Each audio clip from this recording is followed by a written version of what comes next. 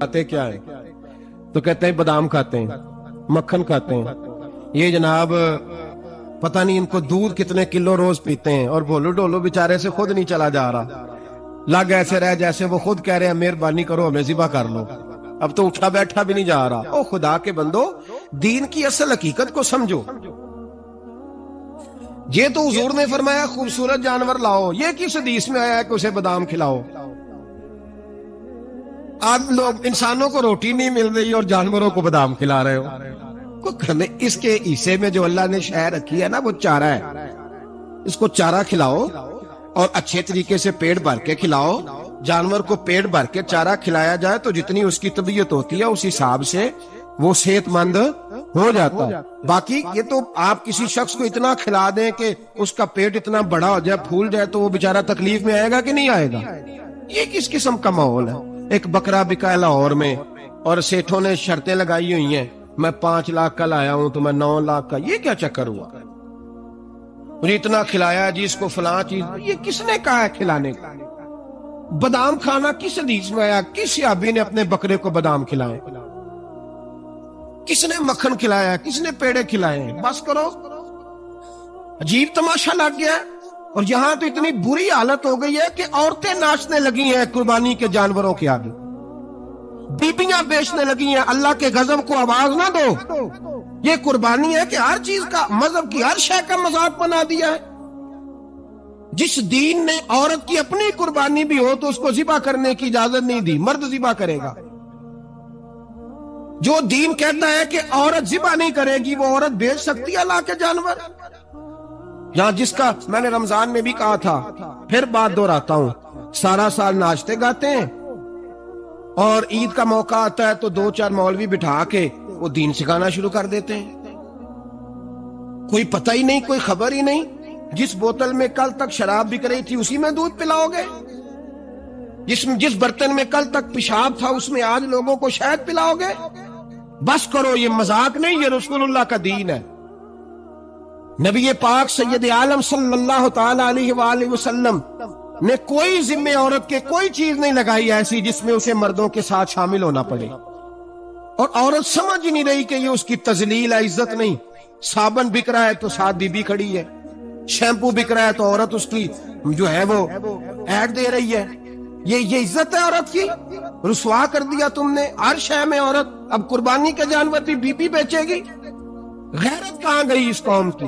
میرے رسول پاک سرور دو عالم صلی اللہ تعالی علیہ وسلم کو کسی نے آ کے کہا فلاں قبیلے کے لوگوں نے عورت کو سربراہ بنایا ہے، عورت کو آگے لگا لیا ہے۔ فرمایا تباہ ہو گئے وہ لوگ جنہوں نے عورتوں کو اپنے آگے پیشوا بنا لی۔ جس رب نے عورت کو نبوت نہیں دی، امامت کرنے کا حق نہیں دیا، کس چکر میں لوگ پڑ گئے؟ 5 لاکھ کا جانور کس لیے لائے ہو؟ 5 لاکھ کا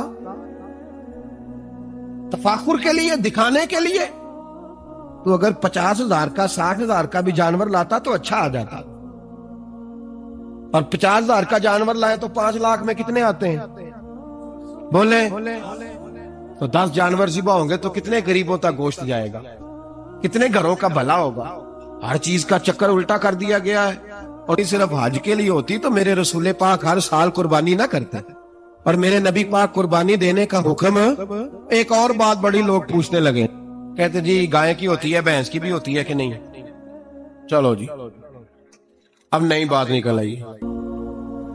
حدیث پاک میں لفظ آیا اونٹ کا، نبی پاک نے فرمایا بکرا 1 سال کا، گائے 2 سال کی، اونٹ 5 سال کا۔ حدیث میں لفظ آ گیا اونٹ کا۔ اب کو بندہ کہے پہلے بتائیں نر کا کہ مادہ کا، تو میں کدھر سے آپ کو حدیث نکال کے دوں جس میں نر بھی اور مادہ علیحدہ علیحدہ ہو؟ حدیث پاک میں ذکر آ گیا دمبے کا، مینڈے کا۔ اب باقی جو سارے جاگ رہے ہیں نا، آپ غور فرمائیں، باقی ایک بکرا ہے، ایک چترا ہے، ایک دمبا ہے، ایک دیسی بکرا ہے، ایک پہاڑی بکرا ہے، تو علیحدہ علیحدہ لفظ کہاں سے نکال کے دیے جائیں؟ یہ ساری انواع ہیں، اقسام ہیں، نوع ہیں۔ اسی طرح بھینس بھی گائے کی ایک قسم ہے۔ امام اعظم ابو حنیفہ فرماتے ہیں النوع منہ، یہ اس کی ایک قسم ہے، نوع میں سے ہے، گائے کی نوع میں سے ہے۔ آپ عام لفظ بولتے ہیں تو کہتے ہیں بکرا چترا گائے بھینس، عام لفظ ہے نا، تو جب گائے کہہ دیا تو ہم کو بندہ کہے گائے آیا تو پہلے بتائیں گائے تو ہے تو اس میں بیل شامل ہے کہ نہیں؟ تو گائے کی جتنی قسمیں ہیں نا ہمارے محدثین بھینس کو گائے میں شامل کرتے، بھینس گائے کی ایک قسم ہے۔ تو نبی پاک صلی اللہ علیہ وسلم نے جب گائے کا لفظ استعمال کیا تو بھینس اس کے اندر آ گئی۔ تو اگر گائے کی قربانی جائز ہے تو بھینس کی قربانی بھی جائز ہے، اگر بیل کی قربانی جائز ہے تو کٹے کی قربانی بھی 100% جائز ہے، اس کے اندر 7 حصے ڈالے جائیں گے، اسے قربان کیا جائے گا، یہ جائز ہے۔ اگر آپ شرعی لفظ نکال کے دکھانے کو کہیں گے تو پھر تو بڑی چیزوں میں لوگ الجھ جائیں گے، پھر کیسے نکالا جائے گا خسی کی جائز ہے کہ نہیں، جو خسی نہیں اس کی جائز ہے کہ نہیں، فلاں کی۔ تو ان تفصیلات، ہاں بہت ساری چیزوں کی تفصیلات حدیث میں ہیں لیکن ساری چیزوں کی موجود نہیں۔ اس لیے میرے عزیز یاد رکھیں، بھینس کی قربانی بھی ہوگی، گائے کی بھی ہوگی، بیل کی بھی ہوگی، کٹے کی بھی ہوگی، جن کی نہیں ان کی نہیں۔ ہم نے کبھی کہا ہرن کی قربانی بھی ہوگی یا مرغی کی قربانی بھی ہوگی؟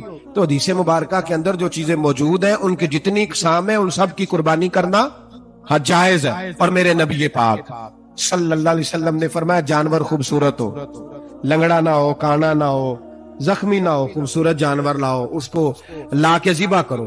لوگ کہتے ہیں چلو اتنے پیسے اللہ کے رستے میں دے دیں، تو یہ کافی نہیں کافی۔ مسلم شریف میں، بخاری شریف میں میرے نبی پاک سید عالم صلی اللہ تعالی علیہ وسلم نے فرمایا 10 ذی الحج کو اللہ کی نظر میں ابن آدم کا سب سے پسندیدہ عمل، لیکن نا 10 ذی الحج کو، کل 10 ذی الحج ہے تو بڑے کام ہوں گے، فجر کی نماز بھی ہوگی، تکبیرات تشریق بھی پڑھی جائیں گی۔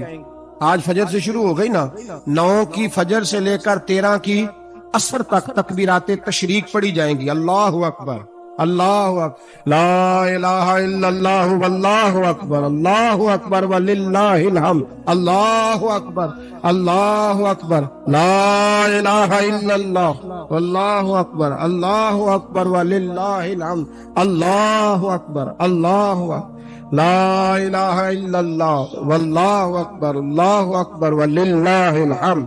کوشش کریں جب بھی پڑھیں 3 بار پڑھیں۔ تکبیرات تشریق بھی پڑھی جائیں گی، فجر کی نماز بھی کل ہوگی، عید کی نماز بھی ہوگی، لوگ اور بھی کوئی ذکر اذکار کریں گے، لیکن میرے نبی پاک صلی اللہ علیہ وسلم نے فرمایا 10 ذی الحج کو اللہ کو اپنے بندے کا جو کام سب سے زیادہ پسند ہے وہ یہ ہے کہ وہ اللہ کے رستے میں جانور کا خون بہائے۔ حالانکہ نمازیں بھی ہیں، اذکار بھی ہیں، تکبیرات بھی ہیں، سارا کچھ، پر اللہ کو سب سے زیادہ کیا پسند ہے؟ جانور کو قربان کرنا۔ یہ اللہ کو بڑے خوبصورت لفظ نبی پاک علیہ السلام نے فرمایا قربانی کا جانور قیامت کے دن اپنے سینگوں اور کھروں سمیت آئے گا، اور جس نے قربانی کی ہوگی اس کی بخشش کروا کے اسے جنت میں لے کر جائے گا۔ تو فرمایا ابن آدم کا سب سے پسندیدہ عمل یہ، سب سے پسندیدہ، کہ وہ 10 ذی الحج کو قربانی کریں، کوشش کریں خود ذبح کریں اپنا جانور۔ یہ حضور کی سنت ہے۔ یہ نہ ہو سکے تو نبی پاک صلی اللہ علیہ وسلم نے اپنے ہاتھوں سے ذبح کرنے لگے حضرت فاطمہ کا جانور، تو فرمایا فاطمہ ادھر آ کے اس کے پاس کھڑی ہو جاؤ، میں تمہارا جانور ذبح کرنے لگا ہوں۔ اپنے جانور کے پاس کھڑے ہوں۔ میرے جو بھائی ذبح کرنے کا کام کرتے ہیں نا، قصاب ہم کہتے ہیں، سارے قصاب نہیں ہوتے، بہت سارے لوگ یہ سعادت حاصل کرتے ہیں اور بڑے نیکی کا کام کرتے ہیں، اللہ انہیں بڑی بہترین جزا عطا فرمائے گا، بڑا خیر کا کام کرتے ہیں، لیکن چونکہ رش ہوتا ہے ایسے لوگوں کے پاس، تھوڑی جلدی بھی ہوتی ہے، پہلے تو کوشش کریں تکبیر خود ڈالیں، یہ نہیں ہو سکتا تو قریب کھڑے ہوں۔ ہمارے ہاں ایک رواج یہ بھی ہے کہ 2 بندے ہاتھ رکھتے ہیں، ذبح وہ کر رہا ہوتا ہے تو جس کی قربانی ہوتی ہے اس کو کہتے ہیں تو بھی ساتھ ہاتھ رکھ، ہوتا ہے نا جی بہت ساری جگہوں۔ اب حکم یہ ہے شریعت اسلامیہ کا کہ جب جانور ذبح کریں گے تو پڑھیں گے بسم اللہ اللہ، بسم اللہ اللہ۔ ہاں نبی پاک صلی اللہ علیہ وسلم نے لمبی دعا پڑھی، صحابہ بھی لمبی دعا، انی وجہت وجہی للذی فطر السماوات والارض حنیفا وما انا من المشرکین، یہ بھی پڑھا۔ اور پھر میرے رسول پاک صلی اللہ علیہ وسلم نے یہ بھی کہا کہ اللہ میری طرف سے قبول فرما، میری امت، میری اہل بیت کی طرف سے قبول فرما۔ صحابہ جب جانور ذبح کرنے لگتے پہلے یہ دعا پڑھتے، پھر کہتے اللہم تقبل منا کما تقبلت خلیلک ابراہیم علیہ السلام وتقبلتا حبیب کا محمد صلی اللہ علیہ وسلم، اے اللہ ہم سے بھی قبول فرما جیسے تو نے حضرت ابراہیم سے قبول فرمائی اور جیسے اپنے حبیب حضرت محمد صلی اللہ علیہ وسلم سے قبول۔ یہ ساری دعا پڑھے، اور جب جانور ذبح کرنے لگے تو پھر پڑھیں بسم اللہ اللہ، بسم اللہ اللہ۔ اچھا، دو آدمیوں نے ہاتھ رکھا ہوا ہے، دو آدمیوں، اب اگر ایک نے بھی نہ پڑھی بسم اللہ اللہ اکبر تو جانور حلال نہیں ہوگا، دونوں کو پڑھنا پڑے گا۔ یہ مسئلہ یاد رکھیں۔ ایک اور بات بھی بتانی ہے آپ کو، وہ بھی آپ نے یاد رکھنی۔ قربانی کے بڑے جانور میں کتنے حصے ہوتے ہیں؟ 7۔ اب 7 حصوں میں 7 کی نیت قربانی کی ہونی چاہیے، 7 کی۔ 6 حصے ڈال گئے، جو چلے تھوڑے سے زیادہ امیر لوگ نہیں تھے، نارمل تھے، انہوں نے 6 حصے ڈال لیے۔ 7واں امیر آدمی تھا، اس کو جا کے کہا یار ایک حصہ نہیں مل رہا، تو چل تو نے تو 2-3 بکرے لیے ہوئے ہیں، تو بھی شامل ہوگا۔ اس نے پہلے تو کہا نہیں یار میں نے اب لے لی ہے، پھر جب اصرار کیا تو کہا چلو ٹھیک ہے بڑے گوشت کا قیمہ کرا لیں گے۔ تو اس طرح کرو، ڈال لو میرا بھی حصہ۔ اب 6 کی نیت قربانی کی، 7ویں کی گوشت کی، کسی کی بھی قربانی نہیں ہوگی، گئے سارے۔ اب اس کے لیے شرط کیا ہے کہ اس کو بھی آپ، اصل میں ہمیں مسائل نہیں آتے، نہ ہم سیکھتے ہیں نہ پتہ کرتے ہیں، پھر خرابی ہوتی ہے۔ اب اس سے کہیں کہ یار قربانی سے پہلے اپنی نیت کا اعادہ کر، اپنی نیت کا اعادہ کر، بتا کہ تیری نیت کیا ہے، اور اگر غلط ہے تو صحیح کر لے، تاکہ سب کی قربانی تو بتا۔ یہ جو تو رکھ رہا ہے قربانی، تو کس کی قربانی کر رہا ہے؟ دادا جی کے نام کی، ابا جی کے نام کی، اپنے پیر کے نام کی، استاد کے نام کی، یا رسول پاک صلی اللہ علیہ وسلم کے نام، نبی پاک کے نام کی؟ اس سے پوچھیں، اور جو وہ نیت بتائے اس نیت کی دعا ہوگی، اس کی طرف سے کہا جائے گا اے اللہ اس کی طرف سے اسے قبول۔ میری بات کی سمجھ آ رہی ہے میرے عزیزوں کو؟ اور اس ارادے کے ساتھ قربانی، اگر ایک کی بھی نیت خراب ہو گئی تو مسئلہ بگڑ گیا۔ اس لیے ان مسائل کو، اور نبی پاک کے نام کی جو قربانی ہوگی، سبحان اللہ، میں کرامات کا زیادہ قائل نہیں، ہم کرامات کے نہیں کیفیات کے قائل ہیں، کیفیات میں۔ اور دین ویسے بھی لفظوں کا نام نہیں، کیفیت کا نام ہے۔ میرے حصہ فرمایا کرتے تھے ہم کرامت سے زیادہ کیفیت کے قائل ہیں۔ اگر مرید ساری زندگی کرامتیں سناتا رہے اور کبھی اسے مدینے جانے کا شوق ہی پیدا نہ ہو، کبھی نبی پاک کے نام پہ آنسو نہ آئے، تو پھر کرامت کا فائدہ نہیں، کیفیت تو ملی نہیں اسے۔ ہم کیفیت، اسی طرح ہم نظرانے کے نہیں نظر آنے کے قائل ہیں۔ تو بھائی یہ یاد رکھ لیں، کیفیت کا نام دین ہے، نبی پاک کے نام کی قربانی۔ میں قائل تو نہیں کرامت کا، لیکن ایک بات میں نے اپنے ایک استادوں سے، ایک بزرگوں سے سنی ہے، میرا دل کرتا ہے وہ سنا دوں آپ کو۔ اور بزرگوں کا قول ہے اصل رنگ جو میں عرض کر رہا ہوں اسی رنگ میں اس کو رکھیے گا، اور جس حد تک میں بات کر رہا ہوں اسی حد تک رکھیے گا۔ اب ہر آدمی کے پاس موبائل ہوتا ہے، فوراً بات ریکارڈ ہوتی ہے، فوراً میڈیا پہ جاتی ہے، فوراً لوگ کمنٹس کرتے ہیں۔ تو بھائی جس حد تک سناؤں اسی حد تک رکھیے گا۔ میرے ایک بزرگ فرمایا کرتے ہیں کہ نبی پاک کے نام کا جانور ذبح کرو، اور وہ گوشت اس آدمی کو کھلاؤ جس کا حافظہ کمزور ہے، اللہ اسے وسیع حافظہ عطا فرمائے گا۔ اور فرمایا کرتے کہ میرا تجربہ ہے، نبی پاک کے نام کا جانور ذبح کرو، اور جس آدمی سے کوئی گناہ نہیں نہ چھوٹتا، کسی گناہوں میں الجھ گیا ہے، اسے وہ والا گوشت کھلاؤ، اللہ اس کے دل میں نور پیدا فرمائے گا، اور گناہ سے نفرت ہو جائے گی اسے، جو نبی پاک کے نام کا جانور ہو۔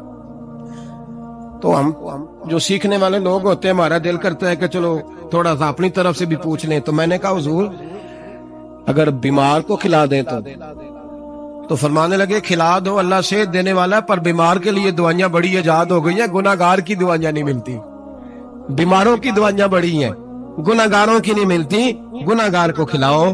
اس لیے کہ جو چیز مصطفیٰ کے نام سے منسوب ہو جاتی ہے، رب اس کی بڑی قدر فرماتا ہے، اللہ اس کی بڑی قدر کرتا ہے۔ جو چیز نبی پاک کے نام سے منسوب ہو جاتی ہے، اللہ اس کی بڑی قدر فرماتا ہے۔ میرے نبی پاک علیہ السلام نے فرمایا میرا کلمہ پڑھنے والا مومن جب دوزخ سے گزرے گا تو دوزخ کہے گی جلدی جلدی گزر جا، جلدی جلدی، جہنم کی آگ کہے گی جلدی جلدی گزر جا، جلدی۔ تو مومن کہے گا تو آگ ہے، تجھے کیا بات ہوئی، پل صراط سے گزر رہا ہے، کیا مسئلہ ہوا؟ اس کے پاس سے گزر رہا ہے دوزخ کے، تو پاس سے گزرتے وقت بھی کہتے جلدی گزر جا، کہیں ایسا نہ ہو کہ تیرے نور کی چمک میری آنکھ کو ہی ٹھنڈا کر دے۔ یہ شان ہے ان کے غلاموں کی، تو سرکار کا عالم کیا ہوگا۔ تو میرے رسول پاک علیہ السلام سے جو شے منسوب ہو جاتی ہے اس کی اللہ بڑی قدر فرماتا ہے، جبھی تو ہماری قدر ہے۔ اللہ فرماتا ہے کنتم خیر امت، تم جس طرح کے بھی ہو سب سے افضل، اس لیے کہ میرے محمد کا کلمہ جو پڑھتے ہو صلی اللہ علیہ، تو قربانی کریں، اچھی نیت کے ساتھ کریں، خلوص کے ساتھ۔ قربانی کے گوشت کے 3 حصے کرنے، ایک دینا ہے خالص غریب لوگوں کو، جی کیا دینا ان کو، جی غریبوں کو کیا دینا ہے، نال چڑکا نہیں دینی ہے 2.5 کلو، آ بھی گئے ہو تسی اجے تو کھل بھی نہیں لائی، چڑکا نہیں دینی ہے، اور جو تیرے دروازے تک چل کے آ گیا، اور اللہ پاک سے ڈرا کر بس یہ سوچ کہ اس نے تجھے دینے والا بنایا ہے، بھائی یہ سوچ کہ کوئی کسی کے دروازے تک نہیں جاتا، یہ سوچ وہ بڑا بے نیاز ہے، کچھ کا کچھ کر دیتا، تیرے دروازے تک آ گیا نا بس ٹھیک ہو گیا۔ تو سمجھ کہ اس نے تجھے بڑی عزت دی ہے، تیرے دروازے تک شاپر لے کے آیا، جھڑکے نہ دے، اوتے بیٹھ جا، تو آ بھی گیا ہے، ایسے نہ کر، ایسے نہ کر، بالکل بس جو آ گیا ہے نا اس کو عزت دے، وقار دے۔ غریب کو گوشت دینا ہے، 7 جھڑکے نہیں دینی۔ اور اس کو بڑی عجیب بات ہے، چودھری صاحب بیٹھے ہوئے ہیں، 2 پنکھے چل رہے ہیں، اور انہوں نے جناب بڑا صوفہ رکھا ہوا ہے اور ٹپ میں گوشت رکھا ہوا ہے، اور غریب آدمی لائنوں میں لگے ہوئے ہیں، تھوڑی دیر کے بعد میں چائے پینی، بس کر یار بس کر، بے پرواہی وے ایک سجن دی جتھے کسے دی پیش نہ جاوے، انہیں تاجاں والے در در رولے تے منگتے تخت بٹھاوے، ڈر اس کی بے نیازی سے، دیکھ جو تیرے دروازے تک آ گیا، بس آ گیا، اتنا ہی کافی ہے، اتنا ہی کافی ہے، اور اسی پہ اکتفا کر۔ اور کسائی سے بھی میری گزارش ہے کہ فٹافٹ ذبح کرنا ہے، اگلے گھر بھی جانا ہے، جانور میں ابھی جان ہوتی ہے تو کھلڑی اتارنی شروع کر دیتے، یہ ظلم ہے۔ جس محبوب نے فرمایا ہے کہ جانور کے سامنے جانور ذبح نہ کرو، جنہوں نے کہا کہ جانور کے سامنے چھری تیز نہ کرو، انہوں نے تمہیں کیسے اجازت مل گئی ہو؟ بھائی کچھ نہیں ہوتا، اللہ خیر کرے۔ اور آپ بھی کسائی کی منت کریں، لڑائی نہیں کریں، گزارش کریں، کہیں ذرا ٹھہر جائے یار، 2 منٹ ٹھہر، ٹھنڈا ہونے دیں، اسے ٹھنڈا ہونے دیں۔ زندہ آدمی کی کھال اتاریں تو کتنی تکلیف ہوتی ہے، اتنا ظلم میں نے دیکھا، اسی وقت اس نے لٹکا دیا، پیر کاٹنے لگ گیا، فٹافٹ نہ، ٹھنڈا ہونے دیں۔ نبی پاک صلی اللہ علیہ وسلم نے منع فرمایا جانور ٹھنڈا ہو کا گوشت بنائیں اچھے طریقے سے، کچھ نہیں ہونے لگا، کوئی مسئلہ نہیں ہے ایسا۔ وہ جو ہمارے یہاں مشہور ہے نا، عید والے دن روزہ ہوتا ہے تو قربانی کے گوشت سے کھولنا ہے، روزہ کوئی نہیں ہوتا، بس اتنی بات ہے کہ اچھی بات ہے، مستحب ہے، اچھا فعل ہے کہ آپ سب سے پہلا کھانا قربانی کا گوشت ہی کھائیں۔ تو شوگر والے بیچارے کی شوگر لو ہوئی ہے، گوشت ملے گا 5 بجے، وہ تو مر جائے گا، تو کوئی ضروری نہیں، وہ کھانا کھائے جو گھر میں موجود ہے، ناشتہ وہ کرے، کوئی ایسی بات نہیں، گوشت بن جائے تو وہ کھا لے، کوئی روزہ نہیں، عید والے دن کوئی روزہ نہیں ہوتا، یوم عرفہ کا روزہ ہے، عید والے دن کا کوئی روزہ نہیں۔ بہرحال